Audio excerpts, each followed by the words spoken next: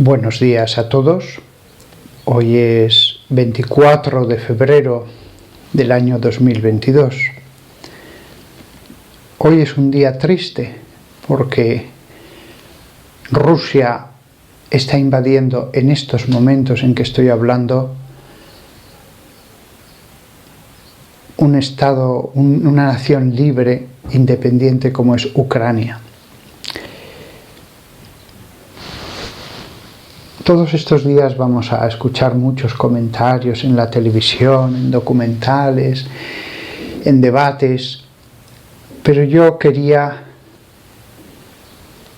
reflexionar acerca de esto desde la Biblia. Mi comentario va a ser bíblico, otros harán un comentario político, militar, geopolítico, estratégico. Yo voy a hacer un comentario bíblico. Alguien podría pensar que es mera política. No. También la historia de la viña de Nabot, de la que quiso apoderarse el rey Ahab, aparece en la Biblia. También hay una enseñanza de Dios cuando sucedió ese hecho. Dios tiene algo que decir acerca de la codicia, de la mentira y del asesinato. Esas tres cosas, codicia, mentira y asesinato, sucedieron para apoderarse de la viña de Nabot, un terreno que el rey de Judá deseaba, y lo consiguió a través de estos tres medios. Eso sucedió por una viña. Hoy, otro hermano nuestro, Vladimir Putin, no ya una viña, sino toda una nación es lo que desea. Codicia. Bueno, voy a hablar de este tema porque hay muchos pecados en el mundo. Pero hay pecados en los que verdaderamente el pecador no quiere hacer daño a nadie. Si alguien transgrede la ley de Dios porque desea usar del sexo fuera de las normas de nuestro Creador, eso tiene lógica porque hay un instinto en el ser humano. Hay un instinto incluso que lleva a comer, y uno puede abusar porque el instinto mueve, dígase lo mismo, el descanso. Por supuesto que somos más que animales, tenemos que ordenar los instintos según Dios, pero hay un instinto que lleva al sexo, que lleva a comer para satisfacer unos apetitos animales, y no busca uno hacer daño a nadie. Después hay muchos más tipos de pecados en los que ya sí que hay más malicia, pero al lado del asesinato, el asesinato eclipsa tantísimos pecados, no todos,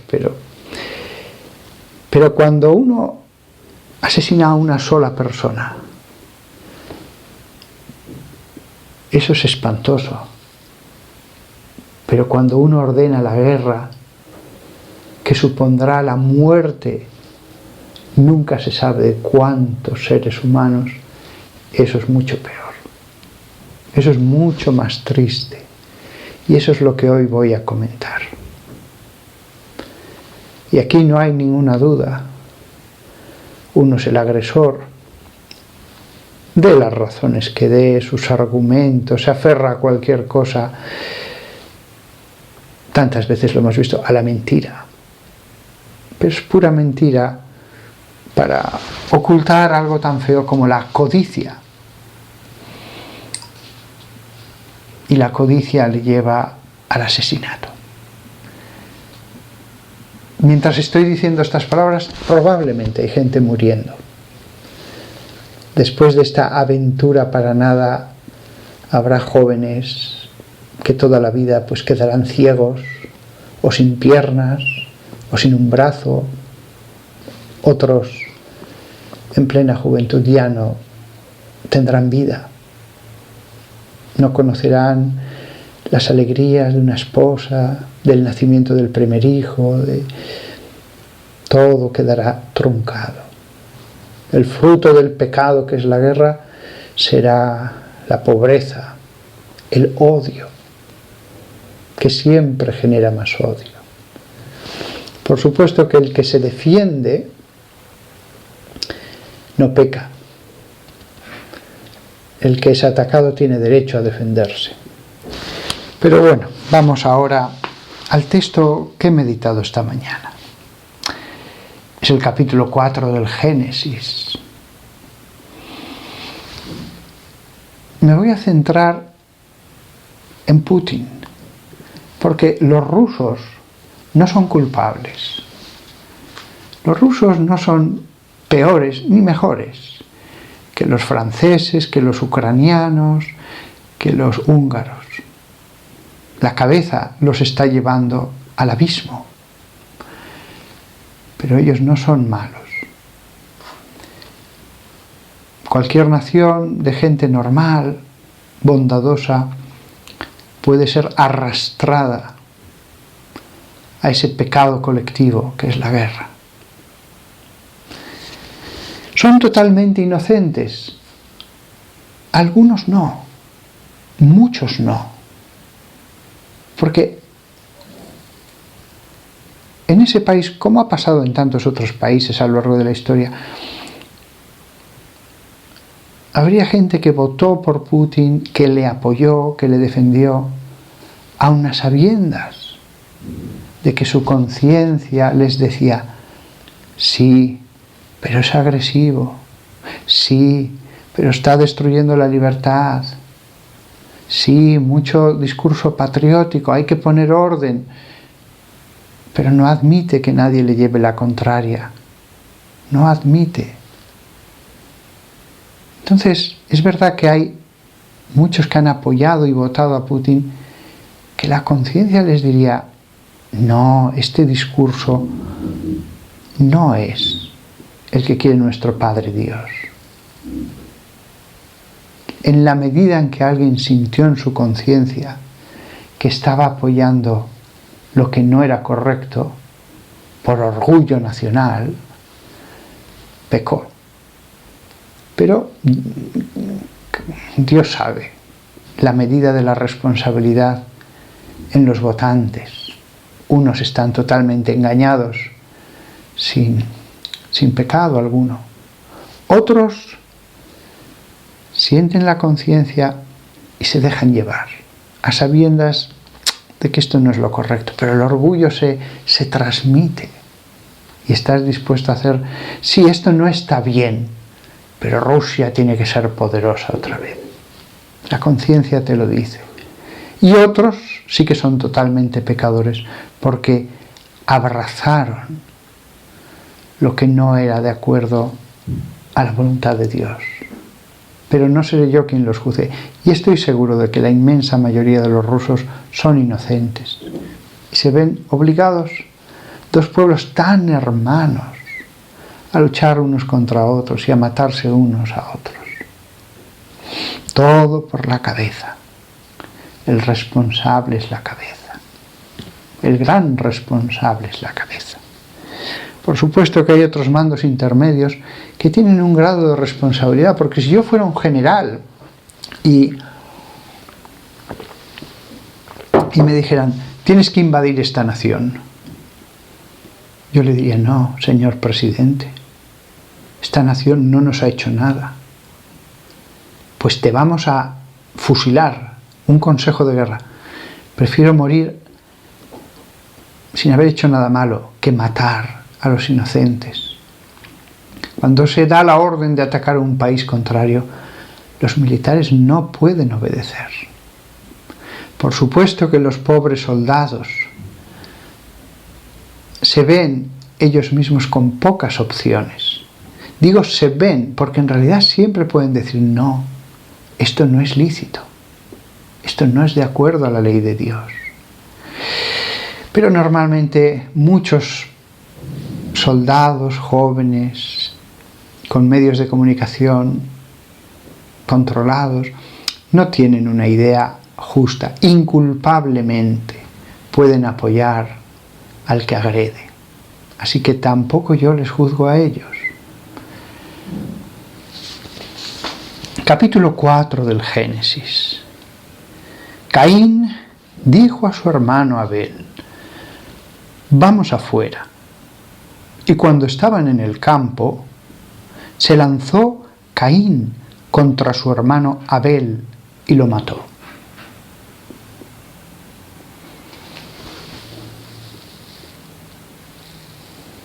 Todo lo que vamos a ver en las noticias los próximos días es esto. Este simple versículo de la Biblia se hace realidad hoy día. Nadie le obliga al nuevo Caín a ser Caín. Pero él libremente, teniendo todas las opciones en la mano, el bien y el mal, escoge ser Caín. Escoge decirle vamos afuera. Y cuando estaban en el campo se lanzó Caín contra su hermano Abel y lo mató. El Señor, hago un paréntesis. El texto hebreo dice, Yahvé dijo a Caín. Pero yo voy a decir, el Señor dijo a Caín, porque es una costumbre que viene desde las comunidades cristianas de los primeros siglos, el seguir esta costumbre judía, por respeto a Dios, no mencionar el nombre de Dios, el nombre que Él dijo a Moisés en la zarza ardiente, un nombre sagrado, Yahvé. Me parece bien y es lo correcto que en las Biblias se ponga su nombre, porque yo quiero leer el texto hebreo exacto, y ese es el texto hebreo. Pero después en la predicación siempre digo el Señor. Es un modo de correr un velo por encima del nombre sagrado. Esta costumbre ya la tenían los primeros cristianos, era lógico. Muchos judíos se convirtieron. Y es una buena costumbre. Todo lo que hagamos para respetar a Dios está bien, y hasta su nombre debemos respetarlo. Porque el nombre es nombre, pero significa el innombrable, el trascendente. El Señor dijo a Caín: ¿dónde está tu hermano Abel? Contestó: no sé. ¿Soy yo acaso el guardián de mi hermano? Lo hemos visto cuando el jefe de una nación como fue Yugoslavia se presentó, fue llevado ante un tribunal internacional. No sabía nada. Le preguntaban esto, lo otro, yo no sé nada. Lo hemos visto cuando hubo militares represores que mataron, torturaron en dictaduras como fue la argentina o la chilena. Después, yo no sé nada, yo no sé nada. El Señor dijo a Caín: ¿dónde está tu hermano Abel? Contestó: no sé. ¿Soy yo acaso el guardián de mi hermano? No saben dónde está su hermano, que es hijo de Dios. Le mataron, tienen la sangre en sus manos, pero no saben, no lo conozco. La misma respuesta, después de tantos milenios, Caín siempre la misma respuesta. Replicó el Señor: ¿qué has hecho? Se oye la sangre de tu hermano clamar a mí desde el suelo. tremendo cuando Dios dice, ¿qué has hecho? No importa lo oculto que se cometa el crimen, el tiempo que pase, la sangre del inocente siempre clama. Llama a los hombres pidiendo justicia. Es impresionante. Un asesinato del que el que mataba estaba seguro que jamás se sabría. Lo tenía todo atado. A veces él es el poder, la autoridad. Tiene consigo a los jueces, a los policías en una tiranía. La sangre cómo clama. 10 años después, 20 años después. Pero sobre todo llama a Dios. A Dios. Es cierto que hay una justicia del más allá que es la perfecta. Mas vemos que aquí, en la tierra, los Caínes, con muchísima frecuencia, suelen recibir justicia. Es curioso, ¿eh? Esos grandes Caínes, los grandes, suelen recibir justicia. Pero bueno, antes o después se recibe justicia, aquí o después. Muchas veces de un humano, pero del juez no humano nadie escapa. Putin será juzgado. Tan cierto como hoy entran los tanques en Ucrania, será que Putin será juzgado y tendrá que responder de cada muerte, de cada mutilación, del sufrimiento, de la pobreza, del odio que provocó. ¿Qué has hecho? Y las palabras que siguen de Dios. Maldito seas, lejos de este suelo que abrió su boca para recibir de tu mano la sangre de tu hermano. Aunque labres el suelo, no te dará más fruto. Vagabundo y errante serás en la tierra. ¿Qué dice Dios? Maldito seas. Putin está maldito. Hace ya muchos años, que sus manos estaban manchadas de sangre. No es esta la primera vez, ni la quinta. Sus manos ya estaban manchadas de sangre. Y ocurrió lo mismo que hemos leído en este versículo, cuando dice, aunque labres el suelo, no te dará más su fruto.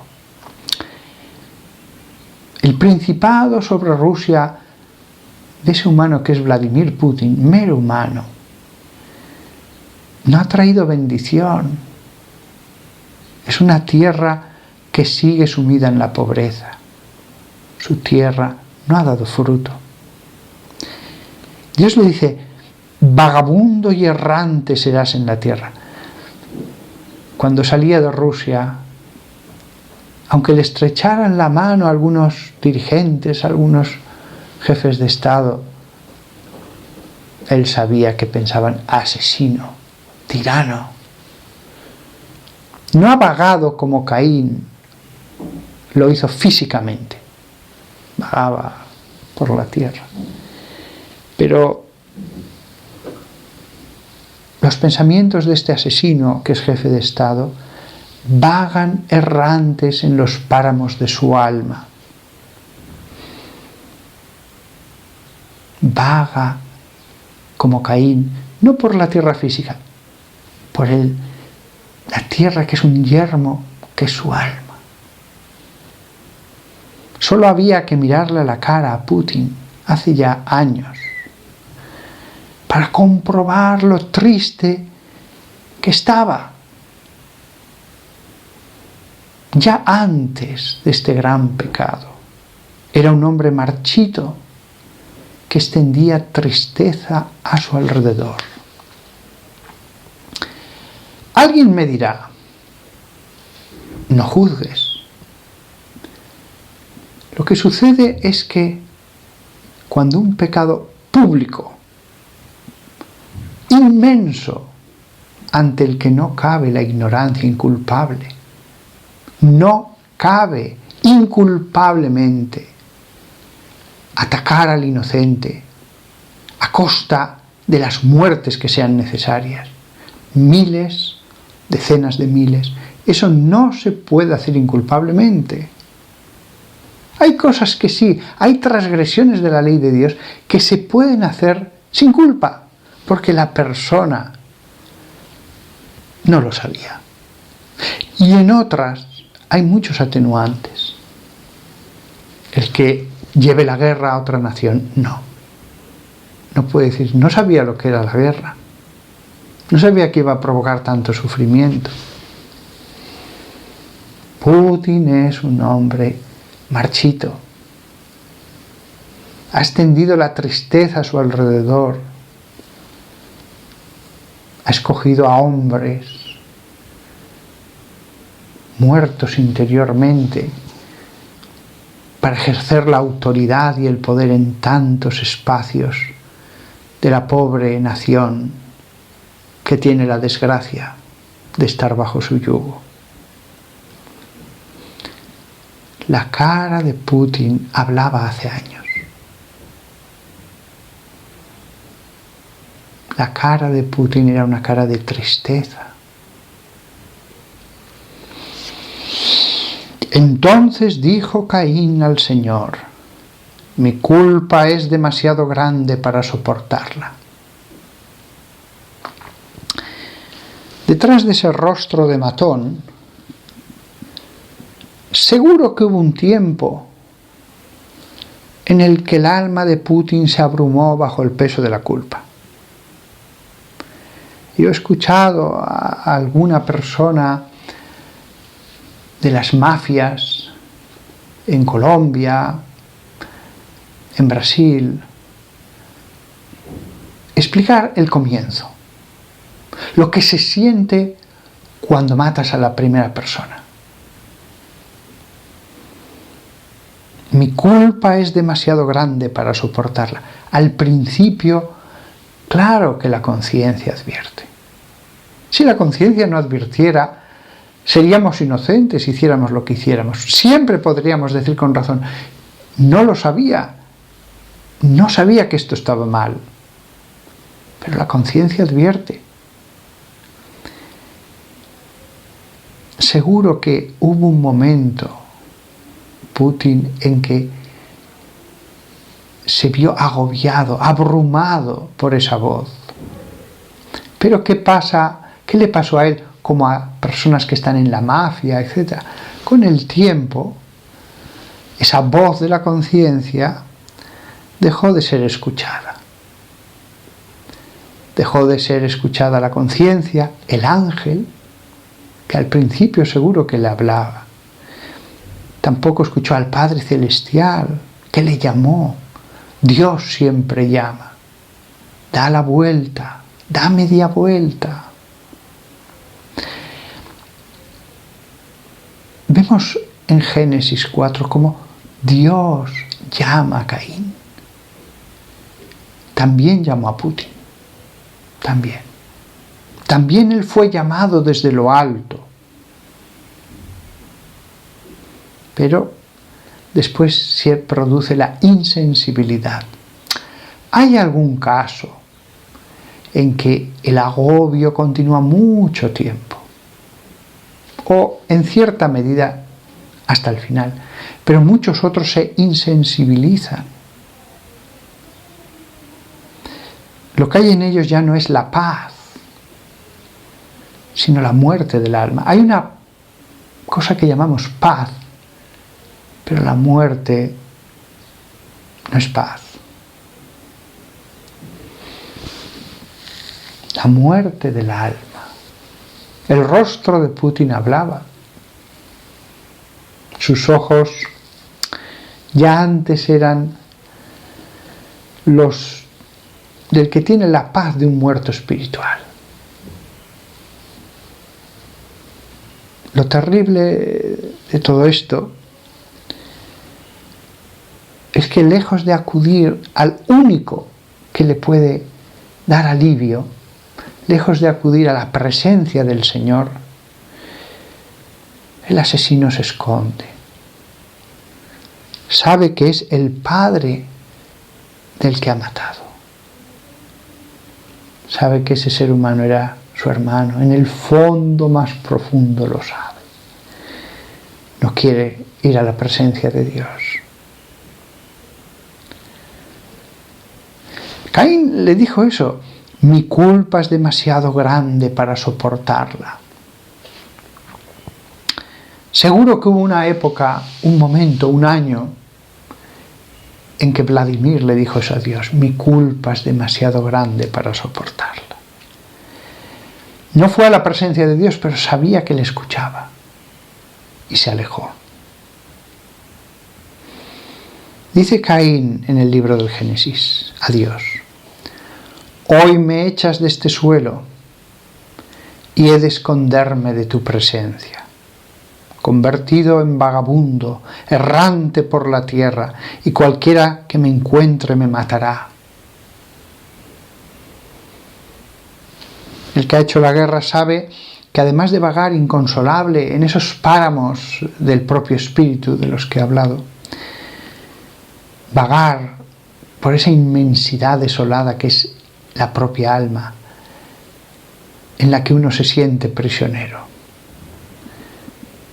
Además de vagar, sabe que puede encontrar la muerte en cualquier pasillo, en cualquier cena, cualquier noche. La muerte puede tener el rostro de cualquiera de sus protectores. Cualquier siervo humilde y sencillo, un criado de palacio, o poderoso, incluso aquellos que tienen que protegerle, el asesino que ha matado a muchos, que ha llevado la guerra, que tiraniza a un país, sabe que puede matarle esa noche, esa tarde. La muerte puede estar en la comida, puede estar en un disparo, en cualquier lado. Escuchemos otra vez las palabras de Caín: hoy me echas de este suelo, el jardín del Edén. El alma de Putin podía haber sido un jardín espiritual y haber dado bendición a su nación, prosperidad, justicia, libertad. Hoy me echas de este suelo y he de esconderme de tu presencia. El asesino se esconde.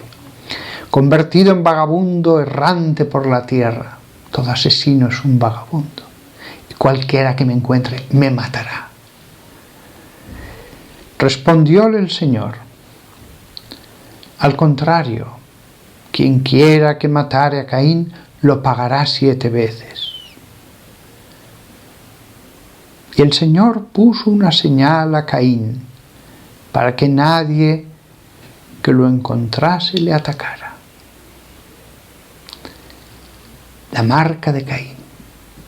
No se dice en el texto bíblico dónde estaba, pero mucha gente imagina que era la frente. La marca de Caín ya estaba en la frente de Putin hace mucho tiempo. Iba a todos los cócteles, cenas de Estado con esa marca. También iba a celebraciones en Rusia religiosas. Besaba iconos, se santiguaba, pero la marca de Caín estaba en su frente.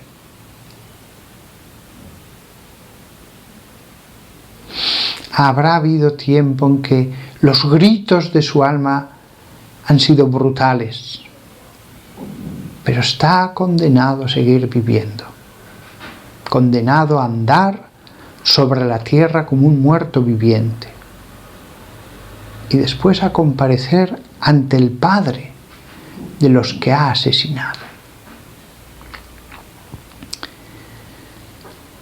Al contrario, quien quiera que matara a Caín lo pagará 7 veces. No tengo el más leve mal sentimiento respecto a Vladimir Putin, el más leve. no le deseo ningún mal. Si viniera a mi casa, le invitaría a cenar. Hablaría con él. Si lo encontrara herido en el camino de la vida, solo, desamparado, le ayudaría. Haría un torniquete en una herida, le llevaría en mi coche si ha tenido un accidente, le llevaría a un hospital. No le deseo ningún mal, ni tengo malos sentimientos. Pero no, eso no, lo que él está haciendo no se puede hacer inculpablemente. Y todo esto lo hemos visto en su rostro. Ha ocurrido a la vista de todos.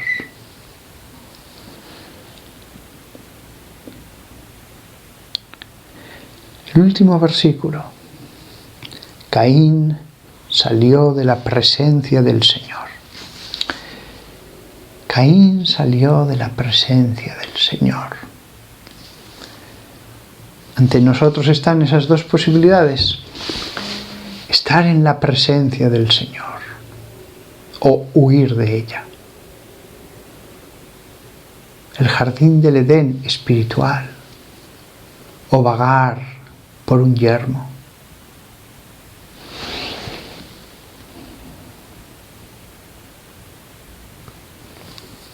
Pobre Putin, otros perderán solo su vida. Pero ¿y la eternidad de Putin?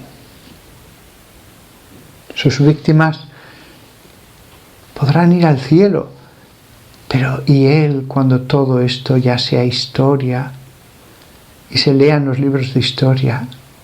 Si él se condena y lo que está haciendo son obras de condenación, obras que merecen la condenación, si él se condena.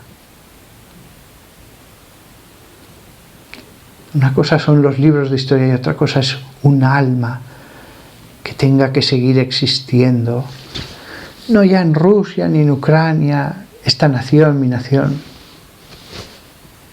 Le dirán los condenados si se condena. Si aquí no importan ni el reino de Francia, ni el antiguo reino de Mercia, ni aquí no importa. Ya todos somos una familia. No me digas que te condenaste por un poco de tierra. Pero si estabas en una nación con toda la tierra del mundo, tenías más territorios que nadie, más de los que podías administrar, aprovechar, hacer fructificar. Tenías más territorios de los que podías hacer fructificar. Y Dios te dio tierras con gas, con minas, con petróleo. Ucrania no. Era un país pobre, sin esas posibilidades. La codicia. La codicia. ¿Se aquietará él cuando satisfaga esa codicia? No. Siempre se quiere más. Ese es el problema de la codicia. Se entra en una espiral de ambición en que la soberbia se va volviendo más grande. Ha pasado con todos. Desde Ciro, en Persia, Alejandro Magno, Napoleón. Ay, la Biblia era tan clara, tan clara. Y él escogió otro camino, de sufrimiento para los demás, pero también de sufrimiento para él. Un camino que generará, y ya ha generado, odios, pero él se llena de odio, que provoca muertes, y esto genera la muerte eterna. No digo que esté condenado, puede salvarse, salvo que haya cometido la blasfemia contra el Espíritu Santo. Si ha cometido ese pecado contra el Paráclito, si ha cometido el pecado que no admite remisión, está condenado. ¿Quién comete ese pecado? Aquel que de un modo perfecto, absoluto, se cierra a la acción del Espíritu Santo en el alma. Aquel cuyo no es irrevocable. ¿Alguien que haya asesinado a muchos lo ha cometido? Solo Dios lo sabe. Yo no tengo por qué pensar para nada que Él lo ha cometido. ¿Quién ha cometido el pecado imperdonable? Solo lo sabe Dios. Sea un hombre muy poderoso que hace guerras, o sea un hombre pobre, humilde y anciano que nunca ha transgredido la ley humana. Pero el pecado existe y nos advirtió nuestro Maestro. Desde luego, hacer una guerra requiere resistir mucho la acción de Dios en el alma. Pero jamás sé de nadie que pueda decir, este ha cometido este pecado. Solo Dios sabe quién lo ha cometido. Si hablara con él, hablaría con Putin, hablaría como con alguien que puede salvarse. Además, pienso que una persona que ya de hecho está condenada, porque lo dice muy claramente Jesús, ese pecado no se perdonará ni en este eón, en esta era, aion en griego, ni en el próximo. Porque alguno puede pensar, bueno, no se perdonará en la tierra, pero tras un larguísimo purgatorio hasta el juicio final. No, no. Ni en este aion, ni en el próximo aion, era. Y San Juan, en una de sus cartas, vuelve a hablar de eso. Por ese pecado no se puede ya ni orar.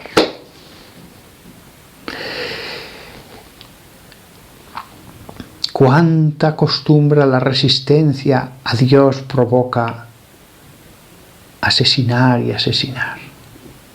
Pero solo Dios sabe quién ha pecado contra el Espíritu Santo. Nada más. La gran víctima de todo esto es Putin. Los demás pierden cosas temporales. Él puede perder algo eterno y que no admite remedio. Él puede perder algo que no admite remedio. Bienaventurados los que lloran, porque ellos serán consolados. Todo Dios lo puede reparar. Pero hay cosas irreparables que la Santísima Virgen María, seguro que Putin en su infancia algo rezó, digo yo, a ella. Le ayude a las víctimas y nos ayude a todos nosotros a ver los hechos humanos con la visión que nos da la Sagrada Escritura. Juzgarlo todo a través de los textos bíblicos. Porque allí está la mente de Dios y tenemos que juzgar también esto, también la política y la guerra, según las Escrituras.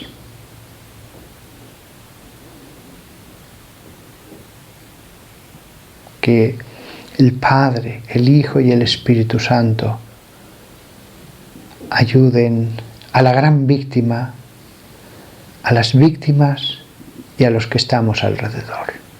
Amén.